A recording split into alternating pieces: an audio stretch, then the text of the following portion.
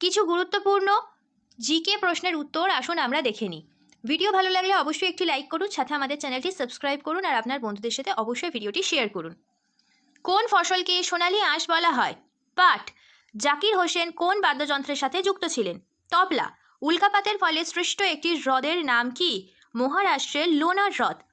স্বাধীনতাহীনতায় কে বাঁচিতে চায় হে কে চায় উক্তিটি কার? রঙ্গলাল বন্দ্যোপাধ্যায়। পকেট হারকিউলিস নামে পরিচিত কে? মনোহর আইচ। ভাস্কো দা গামা ভারতের কোন বন্দরে প্রথম পদার্পণ করেন? কালিকট বন্দরে। পোলো খেলায় প্রতি দলে কজন করে খেলোয়াড় থাকে? 8 জন। ভারতের কোন মুখ্যমন্ত্রী PS গোলে নামে পরিচিত? প্রেম সিং তামাং, সিকিমের মুখ্যমন্ত্রী। অরণ্যের দিনরাত্রি কার লেখা? সুনীল গঙ্গোপাধ্যায়। ক্যাপ্টেন হকিন্স কার আমলে ভারতে আসেন? জাহাঙ্গীর।